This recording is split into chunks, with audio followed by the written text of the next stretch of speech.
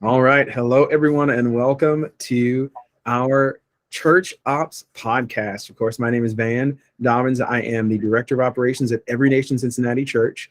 And we do this podcast in the hopes of being able to share information, knowledge, and be able to equip leaders to really think about what it looks like to work operationally within the church environment. Every opportunity we get to come together to share this information, we believe is a chance for us all to get better. And believing in faith that every person who's a part of this with us, whether you've been at this for a couple of months or you've been at this for decades, you've got something to offer to the conversation. You've got insight that will help us learn and grow. So we've got a great series of questions today. I think it's going to be a really great in conversation and engaging. But before we go there, of course, we have to take a minute and introduce the other folks that are on the call. And of course, as always, we'll let ladies go first. Come on, Simone. Hello, everyone. My name is Simone Felton, and I've worked as the executive administrator for Bethel Community Church in Tennessee for a little over a year.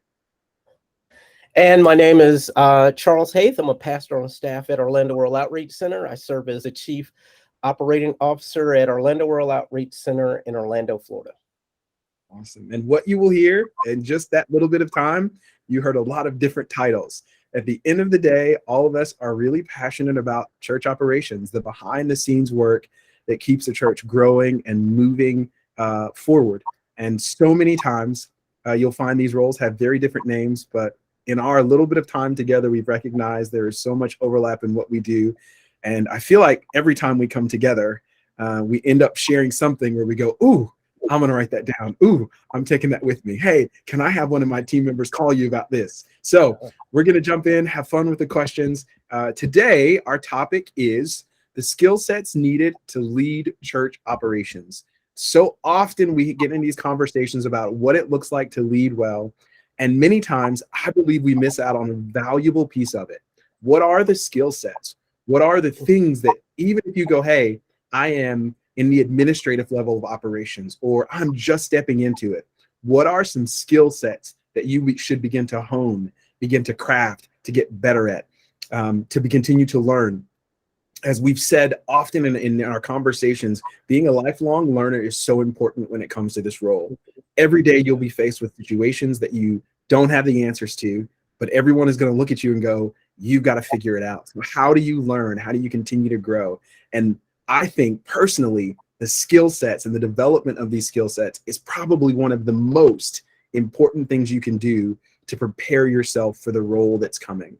So in light of that, our first question really does kind of stem around the knowledge-based things. So what are some of the most essential knowledge-based skill sets needed to lead effective church operations? And when we talk about knowledge-based, we're talking about building management, accounting, task management, all of these things, people management. There are so many components that come to it. So as you guys are thinking about that question, what are some of the most essential things in your mind that would be knowledge-based skill sets that we should start growing in as soon as possible?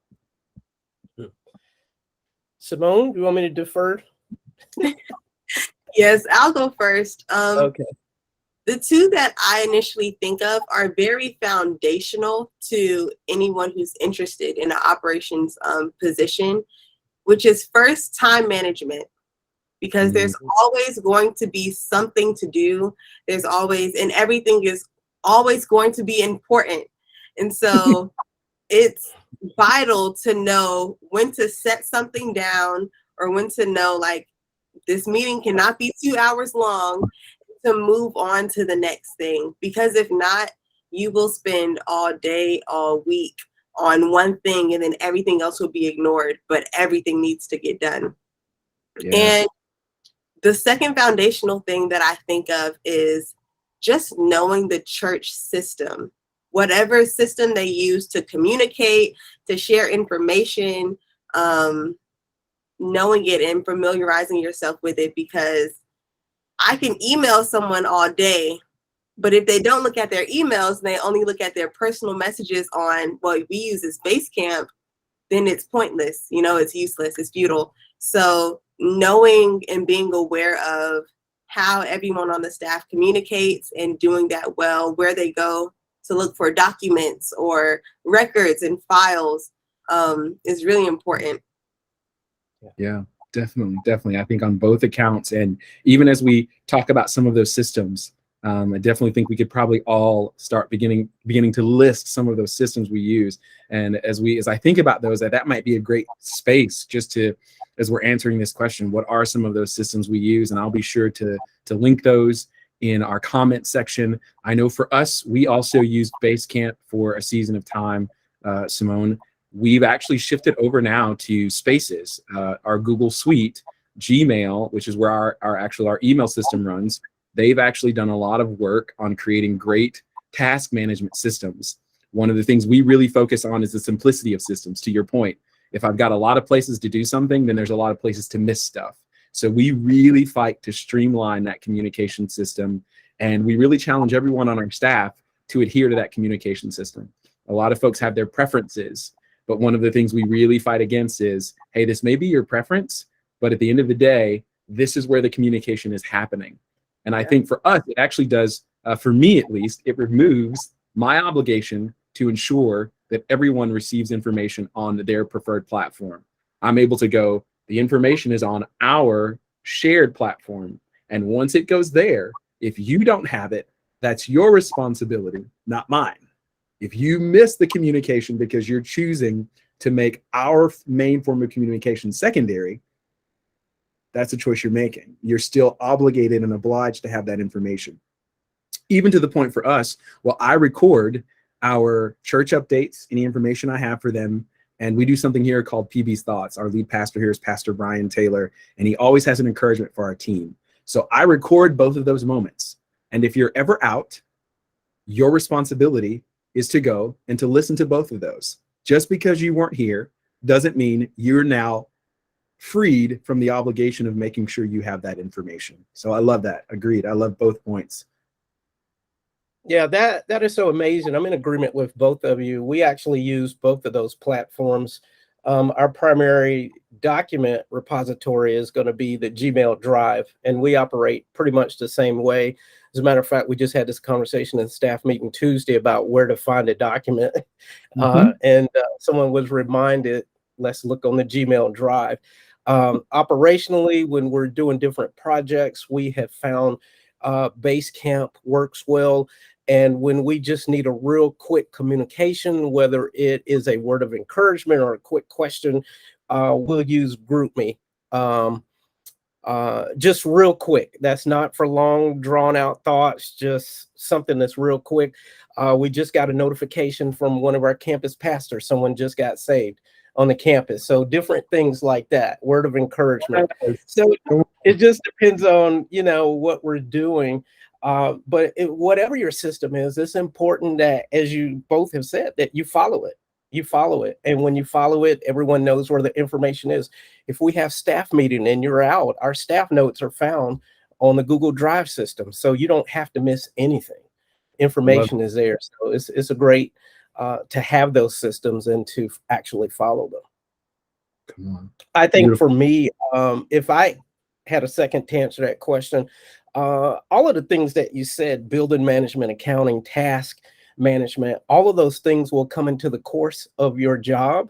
And depending on your situation, depending on your staff, will determine how deep you have to go into them.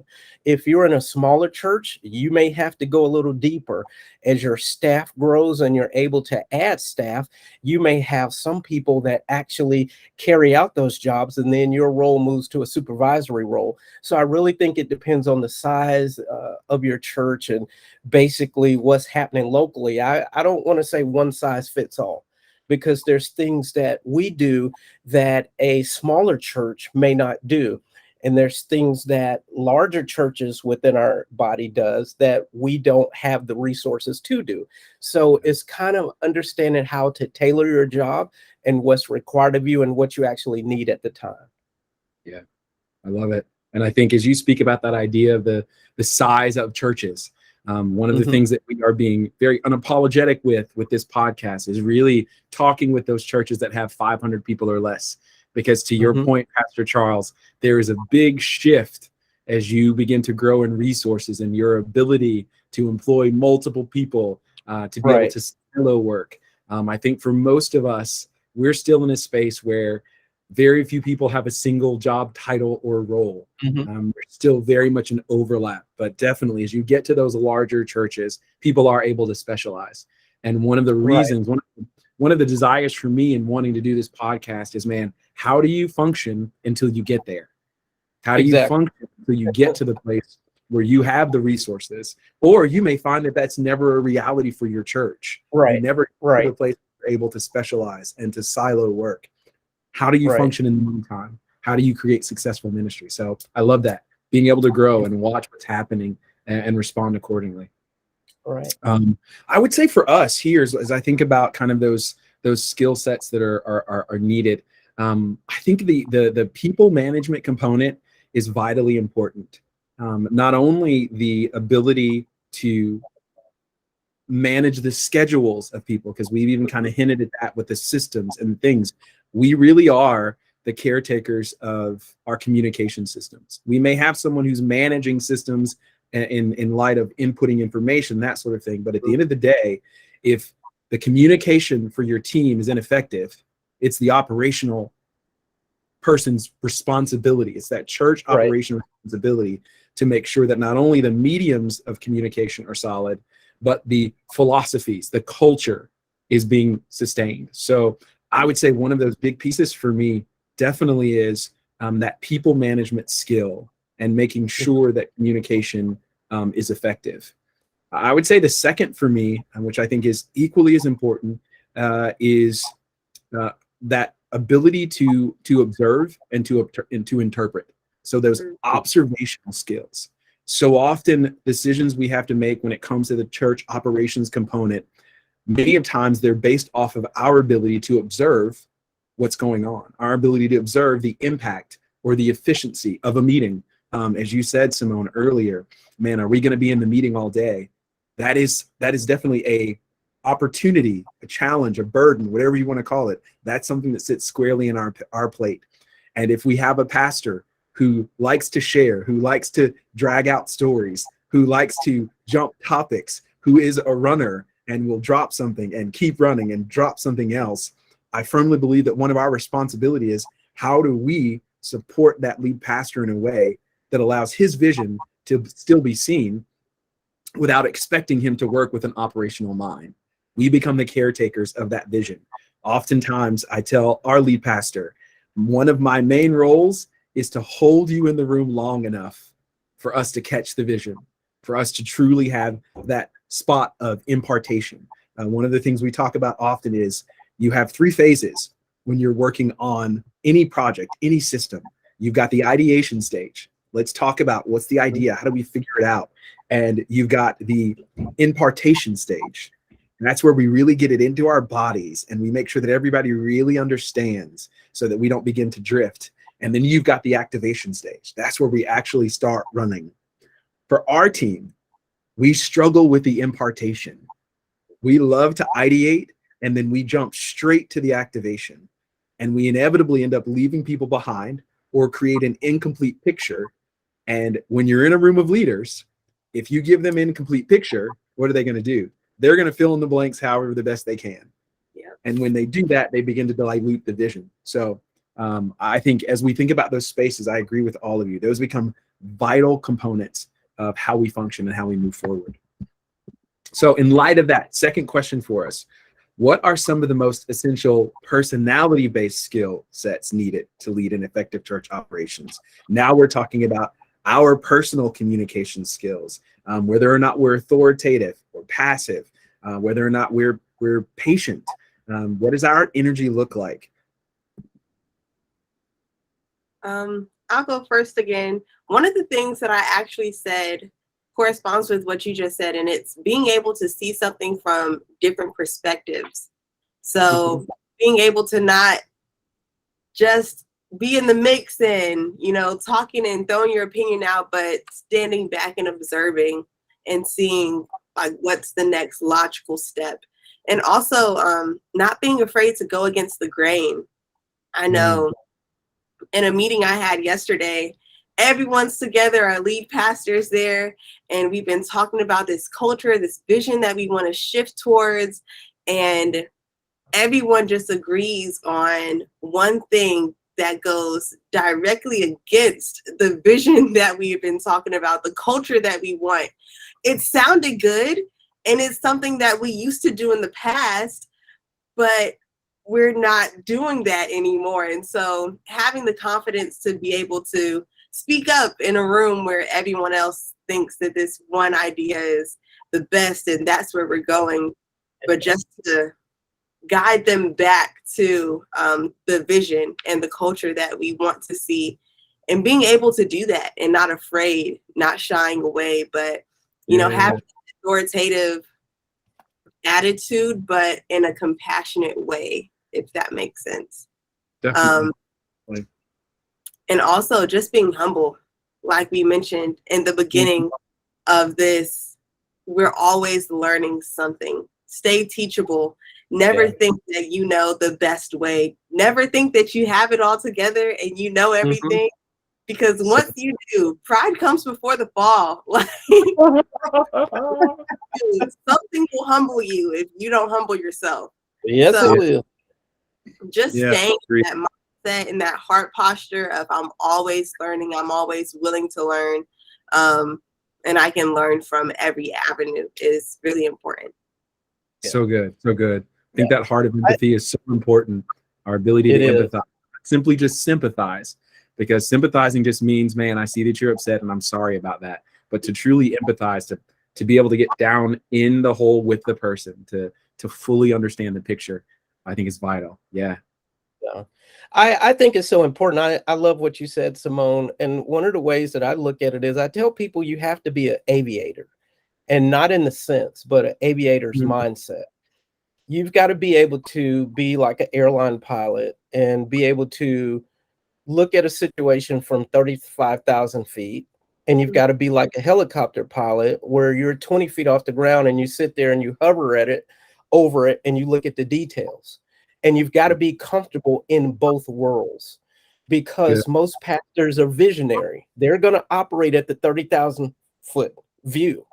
They're not 20 feet over the situation. And in our roles, we have to be able to sit over that thing and look at it and say, what are the details?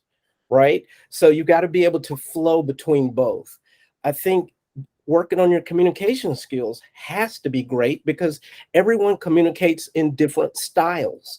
And you have to learn your audience and understand when you're interacting with a staff member, are they social? Do you need to talk about their family before you go into business? Are they what I call a triangle, where they're the type of people, let's get straight to the point, I've got to get back to my desk? Are they artistic? Are they squiggly? Are they all over the place? Or are they a circle? Are they social? Or are they a square, a rule follower, and you can't leave out any steps? So it's being able to interpret your audience. Are they visual learners? I can't present certain information to certain people on my staff all the same way. Some people are auditory, some are visual, some like email, some like talking in person. So it's learning to do those things. And the last one is to be a mediator, because you're going to have competing views. You're going to have, I believe, the views of the senior pastor. And you're also, I don't want to say a mediator, intermediary, if that's the correct word. And you're also going to be close to the people. And you have to know how to transfer the pastor's vision, but you also have to know what to push up to the pastor if need be. Because sometimes people in our church have legitimate concerns that the pastor may not be aware of. So it's being able to be a diplomat. I think that is just so key, wearing multiple hats. Yeah, I love it. Yeah, and I think just reminded me, Pastor Charles, as we think about that, some of the things that feel very unimportant in the scope of getting things done, but are so valuable in the long-term sustainability of your team, is knowing your people. So I think all of us have probably done this. If you are listening to this podcast and you have never taken your team through any type of personality evaluation, you've never taken them through any process that allows you to get quantifiable data back about how they think, how they function, how they process information. It can feel a very roundabout way, but it becomes vital in our ability, which I think you were hitting at, our ability to be translators. We've got to be able to speak a lot of different languages and to translate a lot of messages in a lot of different languages. And when I talk about the kind of the idea of languages, we all speak English in the context of our teams for now. But that English can look very different, can sound very different, can feel very different. And our ability to boil down and get to the center of what's being said and to be able to translate becomes vital. And I agree also, we are really the keeper of the vision. We are the keepers of the culture. If we see something that is off, we have to make the decision. Is that something that I handle? Or is that something that I feel like the lead pastor or your executive team, the people who make larger decisions for the body, do they need to be brought in? And how to help facilitate the culture that allows your team to deal with things? Because if everything is being taken to the lead pastor, they don't have time for that. You're not needed. You're not. What's the role? We don't have time for that. So I love it. Agree all the way around. I think great points on both accounts. And our final question for our time today is, as someone who leads church operations, what do you feel like is a reasonable breakdown of how you spend your time? So when we think about, as we've talked, you're being pulled in so many different directions. That idea of, man, 50% of my time is spent here, 20%, 10. What is kind of that breakdown in your mind of what it looks like to spend quality time in the church operations and that breakdown? Charles? Okay. I'll take this one. I think 25% for me, this is just me. Once again, it depends on your working style and it depends on the staff that you have available and all those different components, your community, your church, the whole 9 yards. 25% for me is planning oversight. And under that is overseeing the plans, because we do that on a regular basis. For each service, we plan. Each month, we plan. Each year, we plan out. So that never stops. 25% for me is finance. Looking at the church finances, making sure our systems are in place and we're adhering to that. I look at 25% of people engagement. I don't say management, I say engagement, because if they're being trained properly and raised up and tended to, you're engaging to see if they're actually able to do the things that they've been tasked to do. And if they need assistance, you're able to help. I had 5%, I call it field work. Get from behind your desk. You can't expect what you don't inspect. So if you're responsible for overseeing people, do you actually observe? Randomly just say, hey, I'm going to sit in on this class today. Or your campus missionaries, hey, can I walk the campus with you today? I even spend time at praise and worship rehearsal. I want to see what the atmosphere is. I want to see what's going on. And then I've got 5% on continuing education. As everyone has said, you have to be educated. You need to know what's going on. You need to know what's happening, different trends within your field. 3% on legal. You have to be aware of what's legal. If you're responsible for operations, is it legal? Does it fall within your state, your local city, your national laws? And then the last 2%, I call you just engage in the congregation. Do you get feedback after you have a program? Hey, what do you think about this program? Or what do you think about this? Just getting close to the people and understanding what's going on. We want to be careful that we don't operate in a vacuum, because it sounds great in a staff meeting. It sounds wonderful. But if it's not what the end user needs, or if we failed in providing something in a particular way where they get something out of it, then we fail. It can be the best program ever. But if the message doesn't get transferred, which is all about the gospel, everything we do, we want it to be centered around the gospel. We can have the best musical program ever, but if it didn't move us closer to that goal, then it's a failure. So just a lot of different ways you're going to look at how you divide your time up. That is specifically for me, but I think those key components are good practices to incorporate, whatever your percentage may be. Agreed. I love it. Yes, yes, yes. And Simone, for you, what does that breakdown look like? My numbers are very specific, so I'll go from Come highest. on. As the executive administrator, 57% of what I do is administrative. So as we're in the meetings, after that, making sure everything gets done, talking to the right people, communicating, just filing, organizing everything in the church, basically. And then 24% is logistics, sitting in those meetings and seeing the vision and planning, like what Charles said, out how are we going to do this and who is going to do what. And then 11% is finances, just, counting, make sure all the money is accounted for and it's going where it needs to be going. And then 8% I said is people management. I like what you said, Charles. People engagement and seeing that they're doing what they're trained and taught to do. Yeah. That's my. I love it. I love it. Yes, so many good pieces, and I full agreement. I think definitely the ebbs and flows. I think we've even looked at that. Man, this is what the percentage is right now. Right. Today, this week, next month, this week, tomorrow. Right.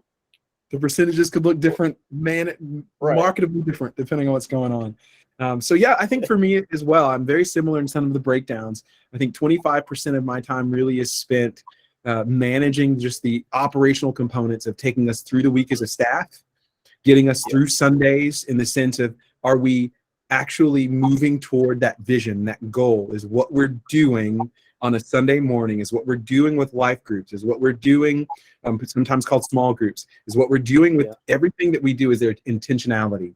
So really observing that piece. I think another part, and depending on where you fall, of course, Pastor Charles and I, both being pastors, actually being credentialed as pastors, I think there's another element in there.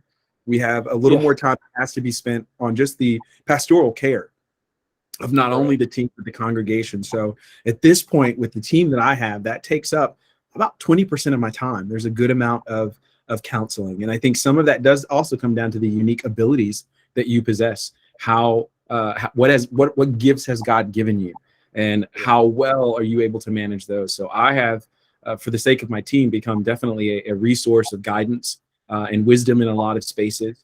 And much of that being the training that I've received over the years and really being able to counsel people well through challenging times in their lives. My wife and I actually help with our premarital counseling. So that's a portion of my time spent there, helping the young couples in our church manage life, and helping some of our not so young couples that are struggling with their marriages. How do we rekindle a godly marriage? How do we step back in to that covenant relationship? Another portion of my time, about another 20% of my time, is spent really managing the vision. So holding tight to where are those meetings? So we have quarterly retreats. We have vision leadership meetings. Where are those people and where are they coming from? How much of their time? What does that communication look like? So holding true to that vision. And then I've got a good percent of my time, and this is kind of that last little catch-all bag of time that kind of fluctuates and changes depending on the week. Pastor Charles, luckily I'm not in your situation when it comes to finance. We actually have a director of finance. So she loves the numbers. She loves the accounting. She loves telling me every time we're over budget on something. So my role is much more of all right, which team member, which leader is not adhering to their budget. And now much more my role on the operations side is the enforcer. It's like, hey, we got to sit down. We got to have this conversation. Otherwise, you're going to lose your funding. You're going to lose your budget. Somebody else is going to manage it for you if we can't figure this out. And then really that final piece, I think, is so valuable. If you are not spending at least 5 to 10% of your time, not only in growth, man, where is that next level growth for me? What am I learning next? Where am I perfecting my skills? And then the other piece that's wrapped up in that for me is the actual management of your schedule. Do we model scheduling and time management well in how we function? Are we all over the place? Are we forgetting meetings are happening? Are we telling our team we're going to be somewhere and not there? Are we modeling what it looks like to manage our schedule well? So having that, for me, it's called balcony time. Every week, there's a set of time, 3 to 4 hours, it's just set aside to go, okay, what does the next week look like? Am I ready for all of my meetings? Have I been inadvertently double booked? Does my time actually move me toward what comes next for us? So I think as we hear, man, very similar in our patterns and our forms. And I hope anyone who was able to listen today really got a chance to kind of hear the heart behind what it looks like to have the wonderful skill sets that are needed in order to grow in what it looks like for church operations. So thank you for spending time with us today. As always, with our podcast up, feel free to send us questions, emails. I would say for myself, and I know without even asking, for Pastor Charles and for Simone, they love being able to help and provide information. I think that's the heart of church operations as a whole. If you don't like helping people, being in a church operations position is probably not the job for you. So thank you for your time today. And we look forward to the next podcast. Yeah.